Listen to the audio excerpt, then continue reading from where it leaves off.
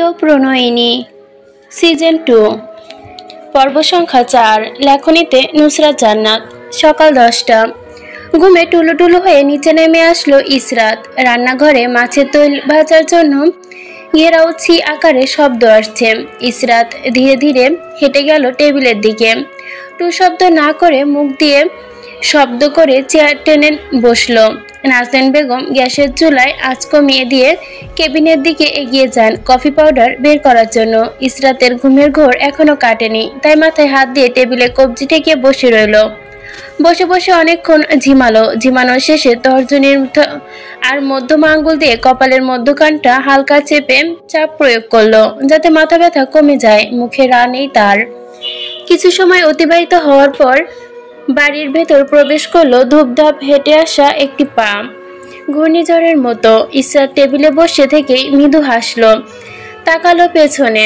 দাঁড়ানো মেয়েটাকে বুঝতে দেয়নি তার উপস্থিতি সে টের পেয়েছে। গলার আওয়াজ বাড়িয়ে কিচেনে থাকা নাজনীন বেগমকে উদ্দেশ্য করে ইসরাত বলল, আম্মু, বাড়ি আজ ঠান্ডা ঠান্ডা লাগছে না? এই প্রশ্ন সে নুসরাতকে জ্বালানোর জন্যই করেছে। আর ঠিক তাই হলো। নুসরাত জ্বলে উঠল ধূপ করে। তবু মুখ বন্ধ করে কোমরে দু হাত রেখে দাঁড়িয়ে রইল স্থির নিজের জায়গায়, ইসরাতের পরবর্তী কথা শোনার আশায়। অজ্ঞ নাজনীন বেগম পানির পাত্র চুলায় বসে অপেক্ষা করতে লাগলো পানি গরম হওয়ার জন্য। পানির গরম হওয়ার পর পানিতে চামচের সামনা দিয়ে এক চিমটি কফি পাউডার পাত্রে দিয়ে গরম করলেন। কেন? ইসরাত ঠোঁট চেপে হাসি আটকানোর প্রাণপণ চেষ্টা করলো। সে না চাইতেই বুঝতে পেরেছে নুসরাত অজগর সাপের মতো ফুঁসছে ভেতর ভেতর, তবুও ধৈর্য ধারণ করতে অপেক্ষা করছে তার উত্তর শোনার আশায়। ইসরাত আর কাউকে অপেক্ষা করালো না। মুখে হাত চেপে ধরে হাসি আটকে রেখে বলল, কারণ তুফান আজ বাড়িতে নেই। ইসরাতের কথা শেষ হওয়ার আগেই ধূপ করে এক শব্দ হলো। ধূপধাপ শব্দে নাজনীন বেগম আতঙ্কিত হয়ে কিচেন থেকে দৌড়ে বের হয়ে আসলেন। ড্রয়িং রুমে এসে তিনি হতাশ হলেন। দুই মেয়ের দিকে হতাশ দৃষ্টিতে তাকিয়ে রাগী গলায় বললেন, একজনের গন্ডারের মতো বড় হয়ে গেলেও এখনো কুকুরের মতোই কামড়াকামড়ি করার স্বভাব। নুসরাত, ছাড় ইসরাতকে, তাহলে পিঠে হাস্তর দুঘা পড়বে। নুসরাত শেষবারের মতো ইসরাতের চুল টান দিয়ে দৌড় দিল। দূরে দাঁড়িয়ে মা বোনকে জিব্বা বের করে ভাঙচি দিল। বাড়ি থেকে বের হতে যাবে নেই, নাসির সাহেব ডেকে উঠলেন, দাঁড়াও, নাস্তা করে বের হও। বাবার আদেশ পেয়ে নুসরাত আর বাহিরে পা বাড়ালো না। সে বাবার প্রতি একটু বেশি দুর্বল। বাবার প্রতি তার যতটা ভালোবাসা, মায়ের প্রতি তার অতটুকু ভালোবাসা আসে না। সে জানে না এর কারণ কি। যে কারণই হোক, বাবাকে সে বেশি ভালোবাসে। নুসরাত বাড়ানো পা ফিরিয়ে নিল। ইসরাত তখনও টেবিলের উপর বসে ঘুমে টলে পড়া চোখগুলো খুলে রাখার জন্য চেষ্টা করছে। চেয়ারের টোকার শব্দ শুনে সে এবার নড়ে চড়ে বসলো। মাথা নিচু করে চেয়ারের পেছন দিকে এলিয়ে চোখ বন্ধ করে নিল আবার। নাসির সাহেব চেয়ার টেনে বসে ইসরাতের দিকে তাকালেন। শুভ্র মুখটা পাংশুটে বর্ণ ধারণ করেছে। চোখগুলো শুকিয়ে গিয়েছে। তার চোখের নিচে আবারও মোটা আস্তরণ পড়েছে। চাঁদের গায়ে যেমন কলঙ্ক থাকে তেমনি সেই কলঙ্ক। তার শুভ্র দাগহীন মেয়ের মুখে সেই আভা। নাসির সাহেব জুসের জগ নিজের কাছে টেনে নেন। গ্লাসে জুস ঢালতে ঢালতে রয়ে সয়ে জিজ্ঞেস করেন, আবার দুঃস্বপ্ন দেখেছ? ইসরাত চোখ খুলে তাকায়, কিন্তু চোখগুলো ওপরে তুলে না, নিচের দিকে স্থির রেখে অল্প স্বরে উত্তর দেয়, জি আব্বু। নাসির সাহেব নুসরাতের দিকে একটা জুসের গ্লাস আর ইসরাতের দিকে আরেকটা জুসের গ্লাস ঢেলে এগিয়ে দেয়। এটা নিয়ে এত ভাবার কিছু নেই। দুঃস্বপ্ন ভেবে ভুলে যাও। অতিরিক্ত স্ট্রেস যাচ্ছে তাই এমন স্বপ্ন দেখছ। নাসির সাহেব স্বাভাবিক গলায় কথা বলে জুসের গ্লাসে চুমুক দিলেন। হঠাৎ নুসরাত হে হে করে হেসে উঠল। নাসির সাহেব গ্লাস থেকে নুসরাতের দিকে তাকালেন, জিজ্ঞেস করলেন, কি হয়েছে, হাসছো কেন তুমি? নুসরাত দুপাশে কিছু না বলে ভঙ্গিমা করে নাসির সাহেবের জুসের গ্লাসে আরেক চুমুক দিয়ে নুসরাতের ঠোঁটের চোখের দিকে ইশারা করে, আব্বা, সত্যিটা কি স্বপ্ন নাকি? কথা শেষ করতে পারে না সে। তার আগে কু কু শব্দ করে কেসে ওঠে নাসির সাহেব। ইসরাত দৌড়ে নিজের জায়গা থেকে উঠে দাঁড়ায়। বাবার দিকে এগিয়ে গিয়ে পিঠে হাত বুলিয়ে দেয়। নাসির সাহেব একটু ধাতস্থ হয়ে ইসরাত সরে আসে। নিজ স্থানে বসতে বসতে বাবার ধমক কানে যায়, যা তিনি নুসরাতকে উদ্দেশ্য করে ছুড়ে দিয়েছেন। তুমি কি বলছিলে, আবার বলো। এভাবে খাওয়ার সময় কেউ কথা বলে জান্নাতকে মেরে ফেলতে চাও তুমি? নুসরাত রহস্যময় হাসি হাসে, ঠোঁট উল্টে চোখ পাল্টায়, তারপর গাল ফুলিয়ে দুহাত আড়াআড়ি বুকে বেঁধে বলে, আব্বা আমি কিন্তু পড়ে নিয়েছি। নাসির সাহেব বিষময় হয়ে জিজ্ঞেস করেন, কি পড়ে নিয়েছো তুমি? নুসরাত শুধু হাসে, এবার ঠোঁটে চোখে একবার উল্টো করে তাকায়। নাসির সাহেবের টেনশন নিতে পারছে না আর, এই মেয়ে তাকে টেনশন দিতে দিতে মেরে ফেলবে। দাঁতে দাঁত চেপে ধমক দিয়ে বলে তিনি, তুমি কি পড়ে নিয়েছো বলে ফেলো এভাবে সাপ সাপ করে। নুসরাত দু চোখ ছোট ছোট করে ভুরু নাচায়, এক পাশে ভুরু নাচিয়ে গর্বে বুক ফুলে ওঠে ওর। নিজেই উত্তর দেয়, তোমার লাইব্রেরি রুমে যে ডায়েরি আছে ওইটা। নাসির সাহেব এবার কিছুটা ভয়ার্ত হয়, নুসরাতের দিকে সিরিয়াসভাবে তাকিয়ে জিজ্ঞেস করে, কোন ডায়েরি পড়ে নিয়েছো তুমি? নুসরাত কথা বলে না, শব্দ তুলে হু হু করে রাখিয়ে জগের জুসের গ্লাস থেকে জুস পান করে। জুস খাওয়া শেষে গ্লাসটা রেখে সামনে তাকিয়ে দেখে ইসরাত আর নাসির সাহেব এখনো তার দিকে তাকিয়ে আছে প্রশ্নোত্তক চোখে। নুসরাত শুধু তার বাবাকে জ্বালাচ্ছে বলে, ওই যে গোলাপি ডায়েরিটা যেটা আপনি আমাকে আর ইসরাতকে স্পর্শ করতে দেন না, ওইটা। নাসির সাহেবের বুক চেপে ধরে, চেয়ারের সারা শরীর ছেড়ে দিয়ে চোখ বন্ধ করে জিজ্ঞেস করে, না করা সত্ত্বে ওই ডায়েরি তুমি কেন পড়েছো? নুসরাত এক পা তুলে চেয়ারে বসে, নির্লিপ্ত চোখে আশেপাশের দিকে ভুলিয়ে উত্তর দেয়, আপনি তো জানেন আব্বা, নিষেধ জিনিসের প্রতি আমার একটু বেশি ঝোঁক, আর তাই নিজের ঝোঁক সামলাতে না পেরে ওই ডায়েরি পড়ে নিয়েছি। নাসির সাহেবের বুকের কিছুটা অংশ কামড়ে উঠল, এক হাত দিয়ে বুকের বাপাসটা চেপে ধরে রেখে জিজ্ঞেস করলো, কতটুকু পড়েছো তুমি? ইসরাত দুজনের মাঝখানে বসে একেবার বাবার দিকে একবার বোনের দিকে গোল গোল চোখ করে তাকাচ্ছেন। যে বেচারা নুসরাতের ভাষায় দুই বিজ্ঞ মানুষের মধ্যে ফেসে গিয়েছে, চুপচাপ বসে থাকা ছাড়া এখন আর তার কোনো কাজ নেই। নাসির সাহেব চেতনা হারানোর পর্যায়ে। নুসরাত ধীরে অবিচল কণ্ঠে বলে, সব পড়ে নিয়েছি আব্বা। শেষের কথা টেনে টেনে বলে আব্বাকে আরেকটা টেনশন দেওয়ার জন্য, কারণ সে ভালোবাসে তার প্রিয় মানুষটাকে টেনশন দিতে। নাসির সাহেব এলোমেলোভাবে তাকায়, চোখের মনিতে স্পষ্ট উদ্বিগ্নতা। নুসরাত বাবার অতিরিক্ত রিয়েক্ট করা দেখে ভিলেনের মতো হাসে। ইসরাত কিছু বলবে, আর কি জানতে পেরেছে ডায়েরি পড়ে। নুসরাত এক মুহূর্ত বিলম্ব না করে বিরক্ত হওয়ার ভান ধরে কপালে ভাঁজ ফেলে ব্যগ্র কণ্ঠে বলে, ইসরাত কি আর কি বলবো আব্বা, জানেন কি হয়েছে? আমি না বললে জানবেন কিভাবে? দাঁড়ান বলতেছি কি হয়েছে। গোলাপি ডায়েরিটা হাতে নিয়ে পড়তে গিয়ে মনে হলো কোনো মাইয়ার ডায়েরি। পরে দেখি ও মা, এরা তো আজমলাইয়ের ডায়েরি, আপনার আব্বার, আমার দাদার ডায়েরি। আমি কিছুটা বিরক্ত হলাম, পুরুষ মানুষ আবার কেন গোলাপি ডায়েরি ব্যবহার করে, লিখে। নিজের এই কৌতূহলটা একপাশে ফেলে যখন ডায়েরির প্রথম পৃষ্ঠার লেখা দেখলাম তা পড়ে নিলাম। লেখা পড়তে গিয়ে দাঁত ভেঙে যাওয়ার জোগাড়। এতটুকু পড়েছি আমি। পরে ভাবলাম ডায়েরিটা পড়া যায়, তা পড়তে নিলাম। লেখা পড়তে গিয়ে দাঁত ভেঙে যাওয়ার জোগাড় হলো। একটু পড়ছি, আবার আমার নাম সৈয়দ আজমল আলী, আমার অনুমতি ছাড়া আমার গোলাপি ডায়েরি কেউ স্পর্শ করবে না। এইটুকু পড়ে মনে হলো লোকটা যখন নিজেই বলেছে তার ডায়েরি স্পর্শ না করার কথা, তাই আমি আর অসামাজিকতা দেখিয়ে ডায়েরিটা পড়িনি। পরে পড়ব ভেবে রেখে এসেছি। নাসির সাহেবের কাছে নুসরাতের একটা কথা বিশ্বাসযোগ্য মনে হলো না। ইসরাতের দিকে তাকাতে দেখলো ইসরাত স্বাভাবিক, তাই না চাইতেও বিশ্বাস করতে হলো যে নুসরাত ডায়েরিটি পড়েনি। পড়লে এতক্ষণে ইসরাতের কাছে সব খোলসা হয়ে যেত। আর ইসরাত নিজের স্বপ্নে ভাবা জিনিসগুলো আসলে কি দুঃস্বপ্ন নাকি বাস্তব সেটা সে বুঝতে চায়।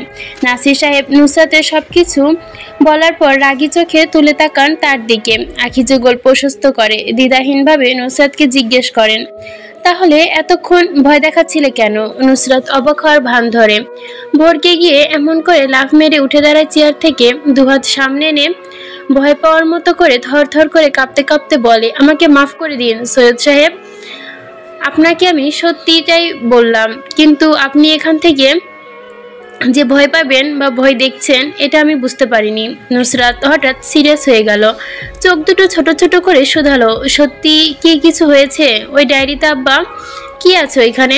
তাহলে তো আজ একবার ওই ডায়েরি পড়েই দেখতে হবে। কি এমন আছে যার জন্য আব্বা আপনি ভয়ে বুক চেপে ধরলেন? নাসির সাহেব বুক থেকে হাত নামিয়ে ভারী পাথরের মতো হয়ে সোজা হলো, যেন বুকে চাপা পড়ে গেল তার সব অভিনয়। নুসরাতের দিকে অবিচল চোখে চেয়ে আওড়ালো, তুমি এরকম কেন নুসরাত? নুসরাত ঠোঁটের আগায় যেন উত্তর থাকে তার সব প্রশ্নের। সে মেলি ঠোঁট নাড়িয়ে উত্তর দেয়, আমি আপনার মেয়ে, তাই আমি এইরকম, আর আপনি এরকম বলেই আমি এইরকম, আমি এইরকম বলেই আমি এইরকম, আর এই জন্যই আমি এইরকম, আর তার জন্যই আমি এইরকম। কি কথা!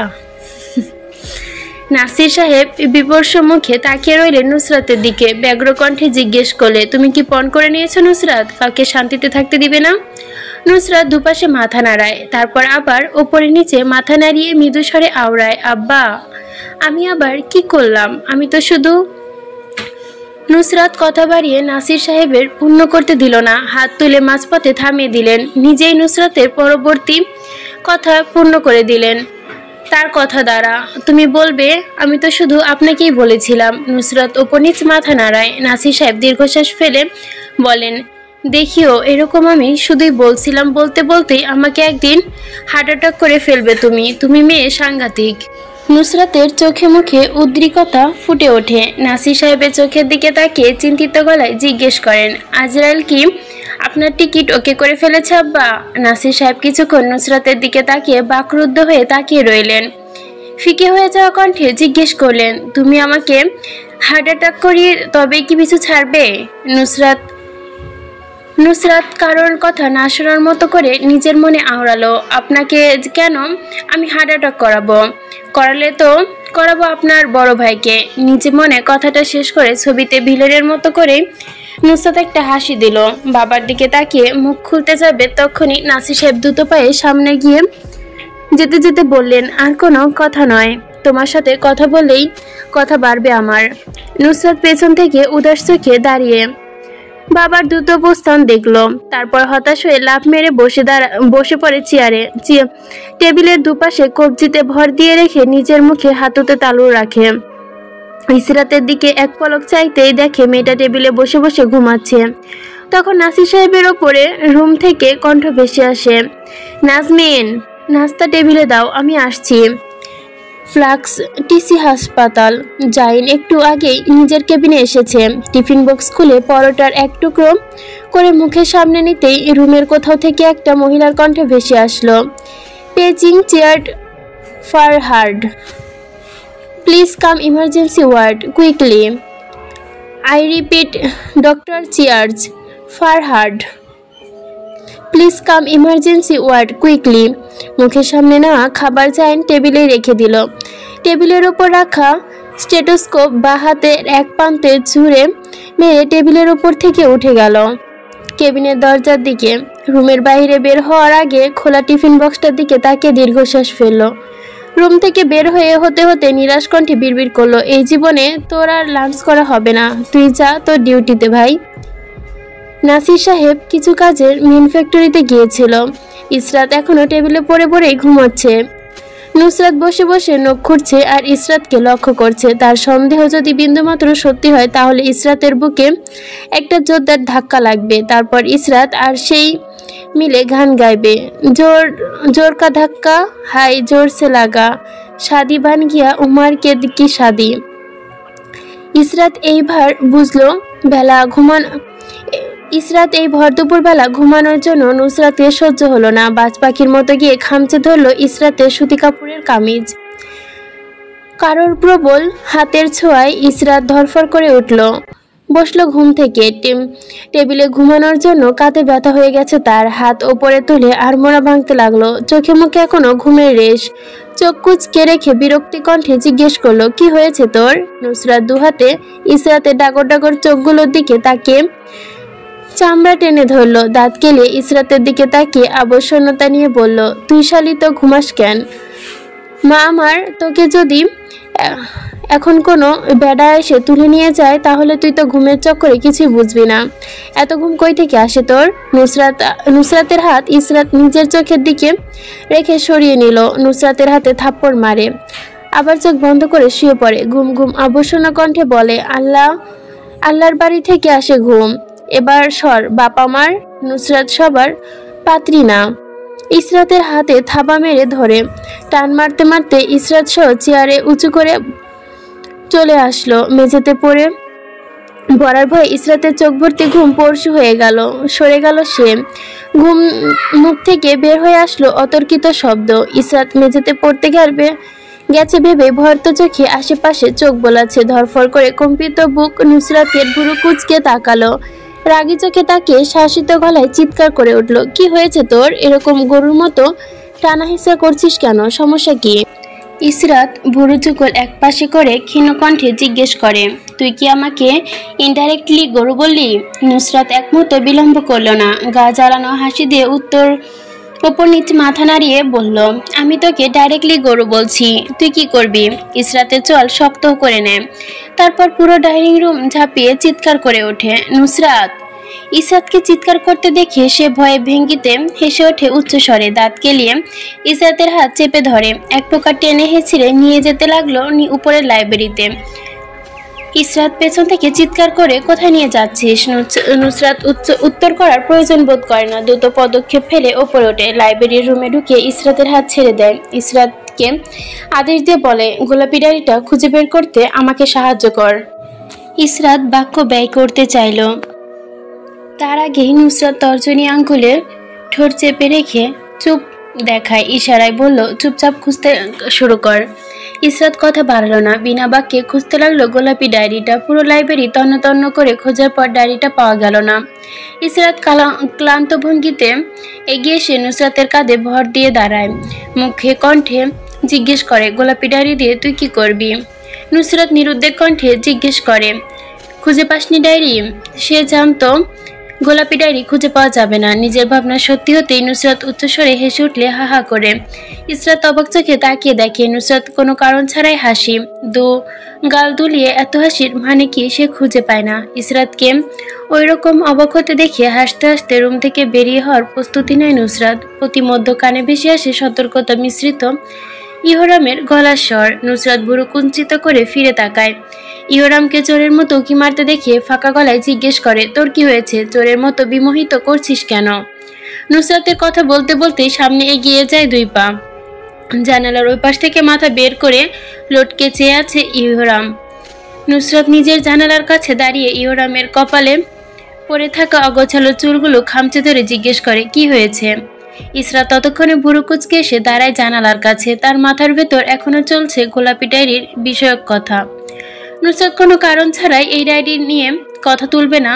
তারপর আবার সকালেই বলেছিল স্বপ্ন নাকি বাস্তব, এখন আবার ডায়েরি উধাও। ইসরাত একে একে সব মিলাতে গিয়ে গন্ডগোল পাকিয়ে ফেলছে নিজের মস্তিষ্কে। নিজের অকর্তৃত চিন্তায় ব্যাঘাত ঘটল ইহরামের সতর্কতা মিশ্রিত গলার আওয়াজে।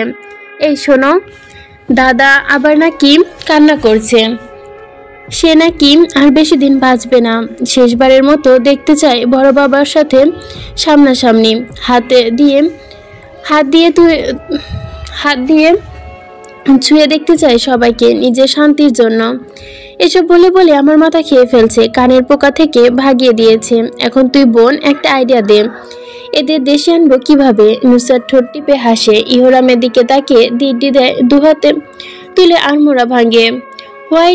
হেয়ালি করে বলে, কি দিবি আমাকে যদি আইডিয়া দেই? ইহরাম ততক্ষণ উত্তর দেয়, যা চাইবি দাদি তাই দিব তোকে। ইসরাতের দিকে নুসরাত একবার তাকিয়ে চোখাচোখি করে নিল। 2 বোন ইশারা দিয়ে সলা পরামর্শ শেষ করতে নেয়। ইহরামকে উদ্দেশ্য করে ইসরাত আর নুসরাত একসাথে বলে ওঠে, দাদিকে শেষ পর্যায়ে পাঠিয়ে দেই। ইহরাম আটকে উঠে চিৎকার করে, বিস্ময় তার চোখ কোটর থেকে বেরিয়ে আসার পালা। 2 পা পিছিয়ে গিয়ে মৃদুস্বরে চিৎকার করে, মানে? ইসরাত 2 হাত ডাউন করে দেখায়, কুল।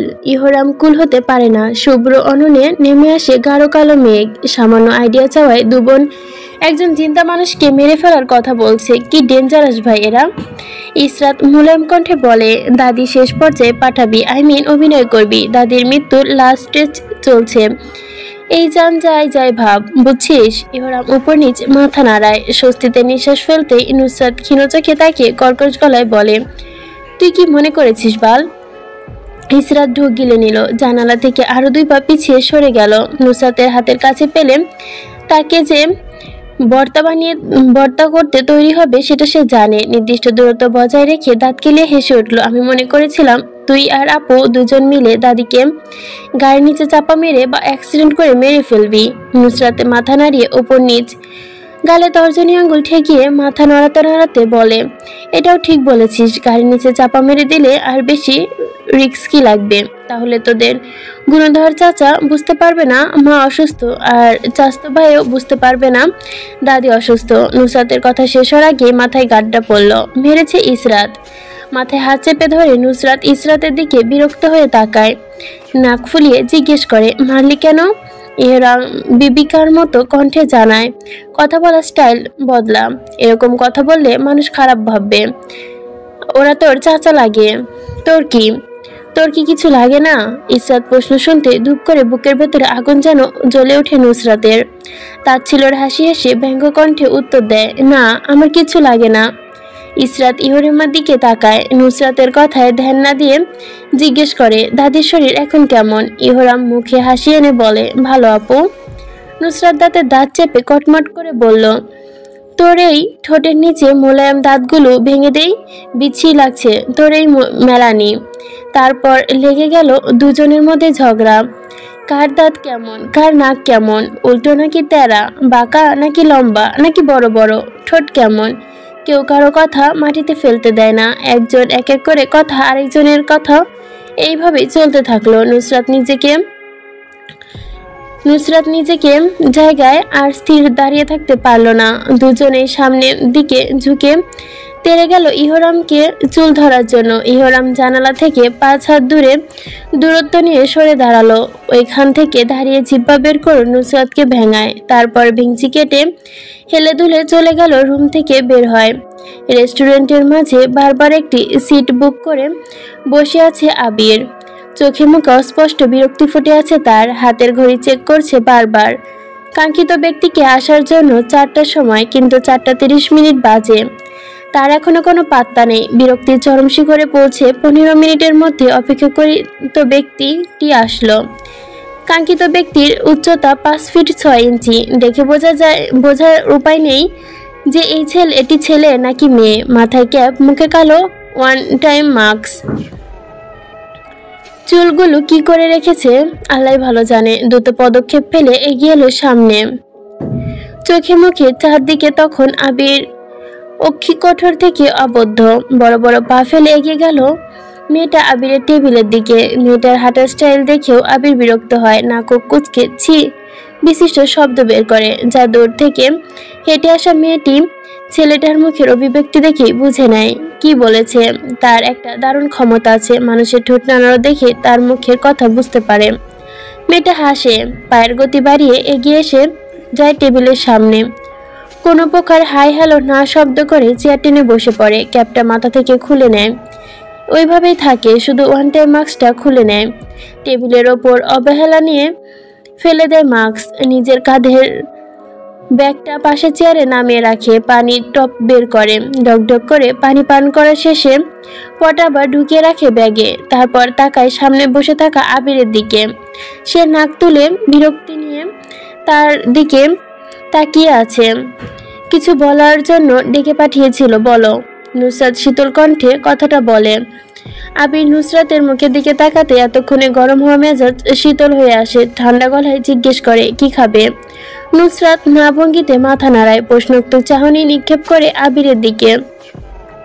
কিছুক্ষণ টাচলেস মিশিয়ে কটাক্ষ করে সাহিত্য বলে, এত জরুরি ভঙ্গিতে ডাকলে কি বলবে তাই বলো। এখন না বলে বসে রয়েছো কেন? বলো কি বলবে। আবির কিছু বলতে নেবে নুসরাত হাত তুলে কথা থামিয়ে দেয়। শীতল শান্ত অবিচল স্থির সামনে বসে থাকা পুরুষটার দিকে তাকায়।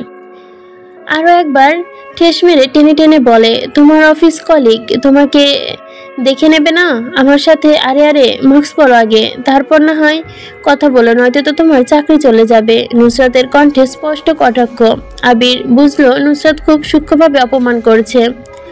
আবির নুসরাতের দিকে তাকাতেই দেখলো মেয়েটা তার দিকে তাকিয়ে নেই। সে মনোযোগ সহকারে নিজের হাতে নখ কুটকাচ্ছে।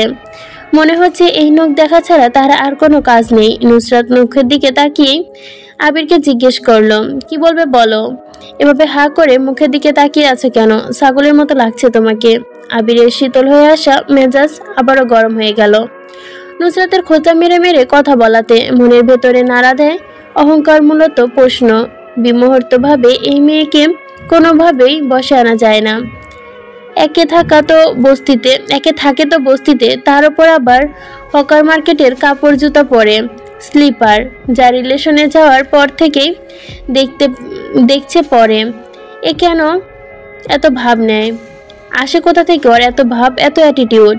মনের ভেতর ফুটে ওঠা চাপ ক্ষোভ তিরিকি বের করিয়ে আসে, দাঁতে দাঁত চেপে শ্লেষ মিশিয়ে জিজ্ঞেস করে, তোমার এত অ্যাটিটিউড মেনে নেওয়া যায় না নুসরাত, কারণ তুমি থাকো তো একে বস্তিতে, তার ওপরে আবার লোকাল বাজারের কাপড় চোপড়। আমার ফ্যামিলি স্ট্যাটাস কত হাই তুমি জানো?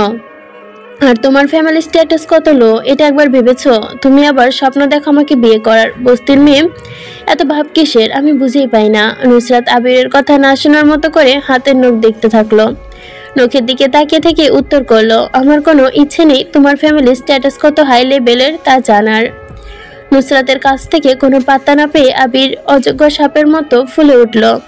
নুসরাতের হাত চেপে ধরতে যাবে, নুসরাত নিজের হাত সরিয়ে নেয়, মাথা দুপাশে নাড়িয়ে সাবধান করে বলে, একদম না, আমি তোমাকে এই অধিকার দেইনি আমাকে স্পর্শ করার। আবির নিজের হাত গুটিয়ে নিল, কিন্তু চাপা ক্লেশ শরীর আর মন দুটোই পিষ্ট হলো। দাঁত কটমট করে নুসরাতের দিকে তাকিয়ে বলল, তুমি জানো আমাকে দেখলে কেউ বলবে না, তুমি জানো তোমাকে দেখলে কেউ বলবে না তোমার বয়স 19। এই বয়সে যে হাল করেছো যেন তোমাকে দেখলে মনে হয় 50 বছরের বুড়ি। নুসরাত হা করে হেসে উঠল, কথাগুলো মাছি তাড়ানোর ভঙ্গিতে বাতাসে উড়িয়ে দেয়। আবির শুধরে দিয়ে বলে, তাহলে তো কম লাগে আমাকে দেখতে, আমার বয়স সাথে আরো +5 অ্যাড করো, তাহলে যে বয়স আসবে ওইটাই আমার বয়স। এত কম বয়সী আমাকে দেখা যায় তা তো আমি জানতাম না। নিজের বয়স থেকে আরো 5 বছর কম লাগে যুবতী দেখা যায় আমাকে কিভাবে? আবির আর নিজেকে দমিয়ে রাখতে পারলো না, কোনো বাক্য ব্যয় না করেই ব্যয় ছাড়াই কথা তুলল, আমার ফ্যামিলি তোমাকে মেনে নিবে না, তারা ঘরের জন্য বউ চায় যে তাদের খেয়াল রাখবে, আমার সাথে সংসার করবে, তোমার মতো ডিঙ্গি মেয়ে তারা মানবে না, সে সারাদিন বাইরে ঘুরে বেড়াবে ছেলেদের মতো করে। তাই তোমার সাথে আমার সম্পর্কের ইতি এখানে ঘটাতে আসলাম।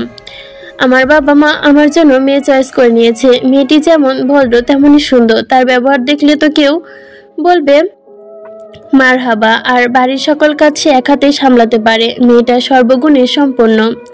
তার দিক থেকে তো তুমি একজন অকর্মার ঢেকি। সে সারাদিন হাতে একটা মোবাইল নিয়ে গালি মোড়ে দাঁড়িয়ে বাচ্চাদের সাথে ক্রিকেট খেলো। কাজ কি পারো তুমি যে তোমাকে আমি বিয়ে করব? এই স্বপ্ন তুমি দেখো? নুসরাত 2 হাত তুলে আর মোড়া ভেঙে বুকে বাঁধলো, চোখে মুখে কোনো দুঃখ নেই, যেন একে পিছু ছাড়াতে পেরে সে খুব খুশি। নিজের পেটে খিল মেরে খুশি আটকে রেখে জিজ্ঞেস করলো, বাড়ির জন্য বউ আনছো নাকি কাজের বুয়া নিয়ে আসছো, কোনটা? আবির মৃদু গলায় চিৎকার করে ওঠে, হোয়াট? নুসরাত অবিচল কণ্ঠে ভয়ার্থভাবে জিজ্ঞেস করে, কাজের বউ আনছো নাকি বাড়ির বউ আনছো? আচ্ছা এটা বলো, তোমার বউয়ের বয়স কত, 16 না 17 নাকি 15?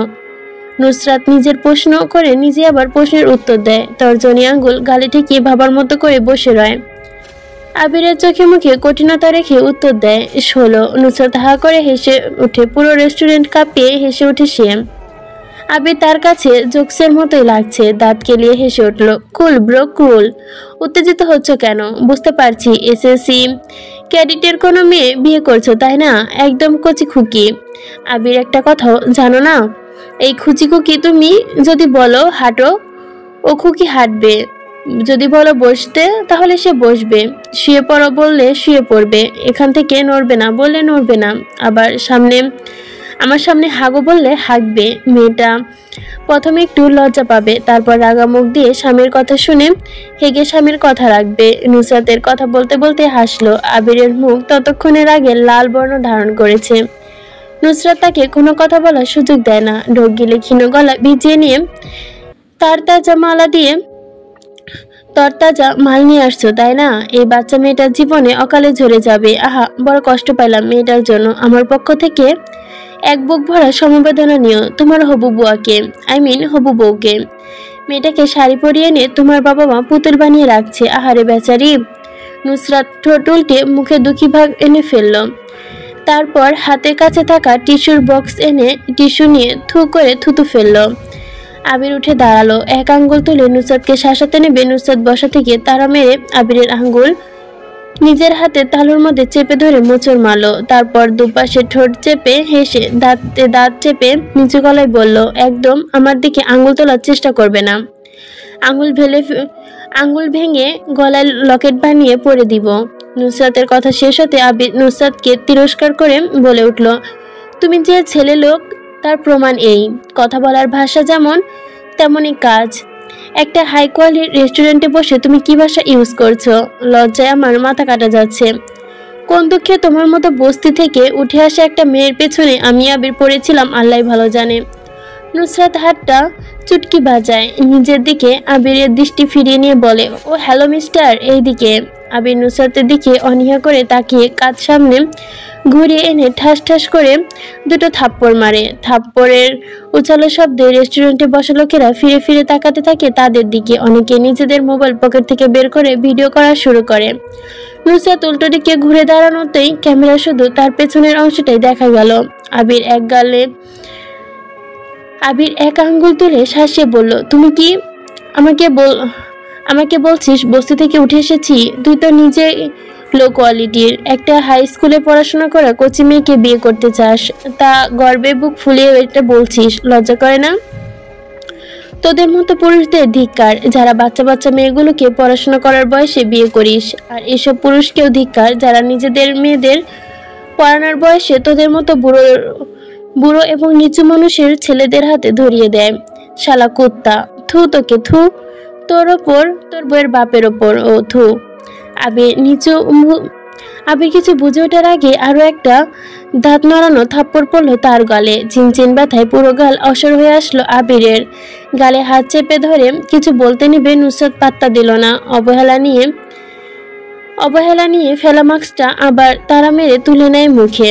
চেয়ারের ওপর রাখা ব্যাগটা কাঁধে তুলে নেয়। মাস্ক মুখে পরে নিয়ে দ্রুত পায়ে পিছনে ঘুরে তাকায়। এক লম্পটের মুখ দেখার আর কোনো আগ্রহ নেই তার। রেস্টুরেন্টে থাকা মানুষগুলো এতক্ষণে জমাট বেঁধে ফেলেছে টেবিলের আশেপাশে। জমা হওয়া সবাই একে অপরে অনীহা নিয়ে পাশ কাটিয়ে বের হয়ে গেল নুসরাত রেস্টুরেন্টের বাইরে। আবির এখানে অবিলম্ব চেহারা নিয়ে তাকিয়ে আছে নুসরাতের যাওয়ার দিকে। তার ডান হাত এখনো গাল চেপে ধরে আছে। মেয়েদের হাতে যে এত শক্তি থাকে, আজ এই থাপ্পড় না খেলে সে হয়তো জানতে পারতো না এটা মেয়ের হাত নাকি কোনো ইস্পাতের রড। অন্তঃকরণ রয়ে চলল সেই প্রশ্নের বাহার। অন্তঃকরণে রয়ে গেছে এখনো। আবির গালে হাত দিয়ে ঝিম মেরে দাঁড়িয়ে রইল এক জায়গায় অনেকক্ষণ। ততক্ষণে ভিডিওটা ফেসবুক, ইনস্টা, টিকটক এবং সোশ্যাল মিডিয়া সাইটে ঝড় তুলেছে। সবাই মেয়েটার সাহসিকতা দেখে অবাক হচ্ছে, পড়ছে প্রশংসার বাহার।